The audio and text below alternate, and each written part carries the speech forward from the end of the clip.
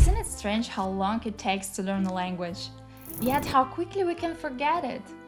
It's one of the most frustrating things about language learning.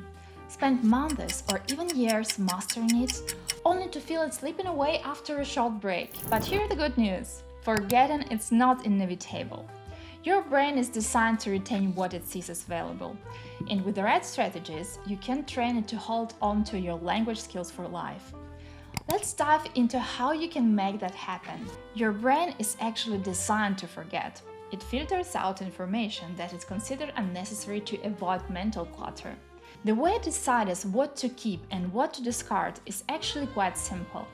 The more you use something, the more your brain recognizes it as valuable. Let's check first the science behind forgetting. Back in the late 19th century, German psychologist Hermann Ebbinghaus conducted experiments to test how well he could retain information over time. After analyzing his data, he created a graph that revealed something really fascinating: the forgetting curve. This curve shows that when we first learn something, we forget it at an exponential rate.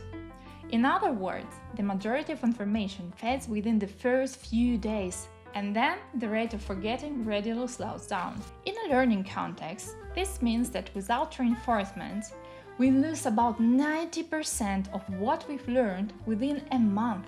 If you've ever wondered why training or study sessions don't always seem to stick, this is why. Our brains are naturally wired to prioritize and discard information that isn't actively used. Now, this is exactly how it happens with foreign languages. And mostly the biggest problem is that you don't live in a country where the language is spoken, so your brain doesn't naturally get the exposure it needs. Let's take me as an example. I speak German, Italian, and Russian daily, but for example, I never use Spanish. So, my brain probably doesn't see Spanish as critical for survival. If the language exposure isn't happening naturally and consistently, we need to create it ourselves. Like anything else in life, whether it's fitness, career growth, or language learning, comes down to having a system, discipline, and frequency. Stop trying to memorize a language and start absorbing it. Think about it. The things you never forget: your home address, your phone number, your favorite song lyrics, you didn't sit down and drill them into your brain. You encountered them so often, so many times, that your mind had no choice but to remember them. That's exactly how language should work. If you rely on memorizing word lists or grammar tables, you're setting yourself up for failure. That kind of knowledge fades fast. But when you surround yourself with real, meaningful input, stories, conversations, books, podcasts, your brain registers the language as something essential. I do this all the time. When I learn a new language, I don't just study it, I immerse myself in it. I read, I listen, I expose myself to it as much as possible. Over time, my brain starts seeing patterns, recognizes structures, and locking them in without effort. Here's another psychological trick. Don't be afraid of feeling rusty. Most people panic when they return to a language and struggle to remember words. But forgetting a little isn't the same as losing it completely. Your brain doesn't erase knowledge, it just buries it temporarily. The moment you start exposing yourself to the language, those neural pathways wake up, and the more often you reactivate them, the stronger they get. So, if you don't want to forget the language, make it a natural part of your daily life. Listen to a podcast while commuting, read a few pages of a book before bed, switch your phone setting to your target language. Don't rely on willpower, build habits. If your brain sees the language every day, even in small amounts, it will never let it go. And you might say, hey, but I don't have time to learn a language. And I get it, life is busy. But let's take a moment to look at some simple statistics. Did you know that an average American spends almost 28 minutes commuting to work only one way? That's nearly an hour lost every single day just sitting in traffic or on public transport. And when it comes to social media, the average American spends 2 hours and 16 minutes per day scrolling through apps. Teenagers take this even further, with almost 5 hours daily on platforms like TikTok, YouTube, Instagram, and Facebook. Some even reach 6 hours daily. So, Now let's be honest, how much of the time is truly productive? So you just need to use your existing time differently. Stuck in traffic? Turn on a language learning podcast instead of zoning out to the same playlist. Scrolling through social media out of habit? Swap 20 minutes of that time for reading in your target language. The time is already there. It's just a matter of how you use it. Meanwhile, the passive input will help you to understand everything you read or watch. It might not be enough to make you speak in a confident way. And here, we can use different strategies. Imagine going to the gym, but instead of actually lifting weights, you just watch someone else doing it. Sounds ridiculous, right? You wouldn't expect your muscles to grow from observation alone. Well, your brain works the same way when it comes to learning. If you're just passively rereading information, you're not really lifting the mental weights. That's where active recall comes in. Instead of simply consuming information over and over and over again, you force your brain to retrieve it. It's like flexing a mental muscle. The more you retrieve information, the easier it becomes to access it later. Numerous studies confirm this, including research by Rodriguez and Carpike, which found that quizzing yourself after reading a passage led to better long-term retention than repeatedly rereading it again. In fact, even without feedback, just the act of trying to remember made a significant difference. This is what psychologists call the testing effect. And trust me, it's a game changer. When you quiz yourself, even if you get the answer wrong at first, your brain takes notice. It thinks, okay, this is something important, I'll make sure I'll remember the next time. In other words, tasting doesn't just measure how much you know, it teaches you as you go. And how I do it? Now in Turkish, I use this series of Yusuf books I already mentioned in other videos. After every text, there are quizzes about the text and some vocabulary and grammar exercises. But you can also go with ChatGPT. So I'll show you how I do it. I'm on the website of The Guardian, so it's like a random article about made crime, how friendship is being used as a weapon to steal and control. So I'm going to copy this article and I'm going to ask ChatGPT, I've already prepared the question, if it can prepare for me like 10 questions about it in order to practice my English. So let's see what's going to happen. So here are 10 questions based on the text to help you remember the topic and practice your English. Why did Mandy Davis initially decide to help her flatmate financially?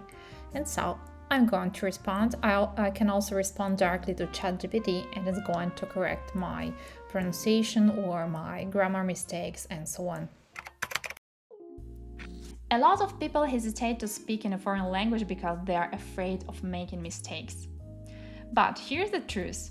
Mistakes don't stop you from learning. Silence does. The most important thing is not speaking perfectly, but increasing the amount of time you actively use the language. I used to think writing daily journals in a foreign language would help me, and while it did, I realized that writing it easier because you have time to think. Speaking, on the other hand, forces you to react in real time. That's why I switched to voice journals, and honestly, it made a huge difference. It's simple. Grab your phone, connect your Bluetooth, and start talking. You don't need to sit at home for this.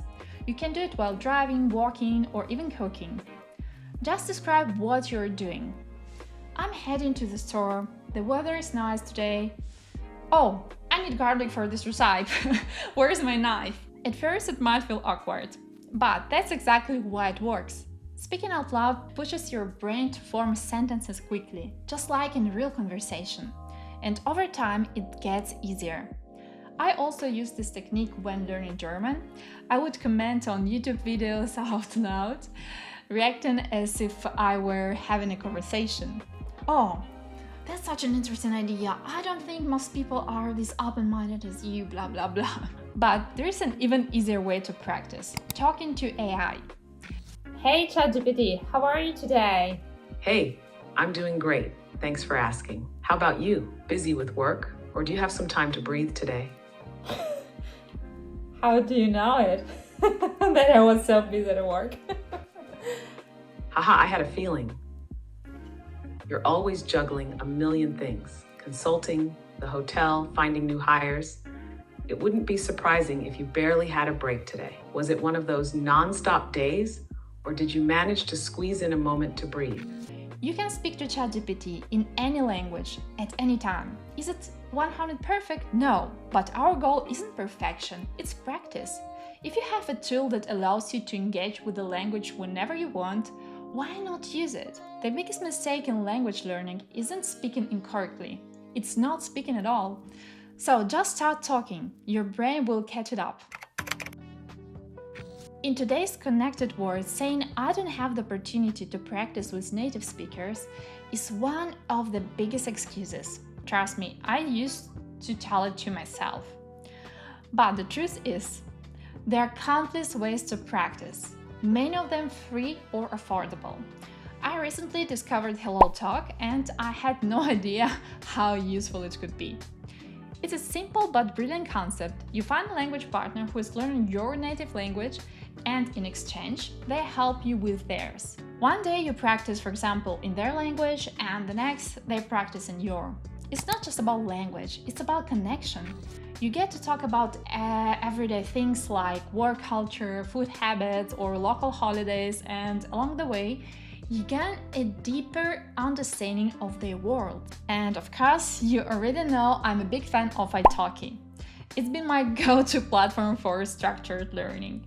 I'm currently using it to learn new languages such as Turkish and Arabic, but I've also started taking lessons with native English speakers to fine-tune my pronunciation and fluency. By the way, if there is any native speaker that can give me a feedback about how and which aspects of my pronunciation should be fixed first, please write it in the comments below, I will really appreciate it. So, if you've been telling yourself that you don't have anyone to practice with, it's time to rethink that. The resources are there, you just need to take the first step. And here is a challenge that will take your language skills to the next level. It doesn't have to be about language learning. Talk about anything that interests you. Travel, books, technology, personal experiences, whatever keeps you engaged. The point is to create a space where you read, write, and speak regularly, all in your target language. This is actually the main reason I started my own YouTube channel in English. And there is no other method that forces you to practice so many skills at once. You have to research topics, write scripts, think about how to express your ideas clearly, and then actually speak it in front of a camera. The more you do it, the more natural it becomes. Will it be perfect? Of course, no. Will some people criticize you? Maybe, or of course. But you also find a supportive audience, people who appreciate your efforts and even want to help you improve. If you like this video, you will probably like the video that you will see on your screen, talk. And we will see each other in the next video. Thank you for your precious time with me.